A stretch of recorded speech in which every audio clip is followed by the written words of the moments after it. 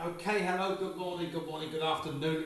This is going to be how we convert a number that's already in standard form back into a full number.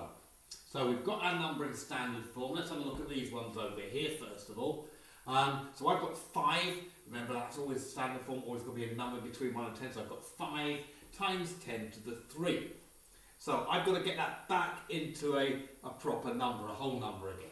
So, first of all, I'll write my 5. I start with an imaginary decimal point here, and I've got to move it 3 times. So, 1, 2, 3.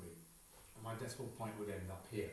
So my answer then would actually be 5,000. So, go through that again. 5 times 10 to the 3. Decimal point after the 5. Move it 3 times to the right. That's where it ends up. Fill in your gaps with zeros. 5,000. Let's try another one. We've got 2.34 times 10 to the 6. So, let's go. 2.34. So we've got 2.34 here. 1, 2, 3, 4, 5, 6. The decimal point's right at the end of our number. So right at the end, fill in our gaps with zeros. 1, 2, 4. So it's just 4 zeros to fill in here. Make sure you count every number so you don't miss that one that makes up the 6. So 2.34 times 10 to the 6 becomes 2,340,000. Okay, one last one. So we've got, write the number out first of all, 38907. Now this is times 10 to the 5. So start my decimal point here. Number between 1 and 10, remember, exactly as we see it in the question. Move it 5 times. 1, 2, 3, 4, 5. So there's just 1 0 on the end here. So that number then becomes 389,070. Okay, so that's how you deal with it. Standard form into full numbers if you've got a positive index. Over here we're going to look at some with a negative index. This will involve moving the decimal point the other way, because that minus sign in front of the index, it means it's going to be a small number, so we've got to move the point to the left. So we've got our 3.7 times 10 to the 4, minus 4, sorry, 3.7 times 10 to the minus 4. I'm going to write my 3.7 here, put my decimal point in here. So, move it 4 times, this time to the left, so 1, 2, 3, 4. So my decimal point will end up here, and then I'm going to fill in the rest of the numbers with 0. So I've got the 0 here, a 0 here, a 0 here, and don't forget the 0 before the decimal point.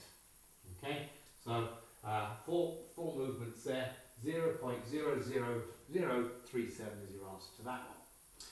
Okay, let's have a look at this one. 6 times 10 to the minus 7. So I'll write the 6 in here, and we're going to do to the minus 7. So I've got the decimal point will start here. That makes our 6, and then our number between 1 and 10. So we go 1, 2, 3, 4, 5, 6, 7. Decimal point goes there. Fill in the gaps with zeros. 1, 2, 3, 4, 5, 6, 7. Okay. Finally, 1.2345 times 10 to the minus 3. Same rule applies. So let's write it out. 1, 2, 3, 4, 5. Green decimal point in here. Move it 3 times. 1, 2, 3. So decimal point arrives there. 0, 0, 0. So it becomes 0.001234.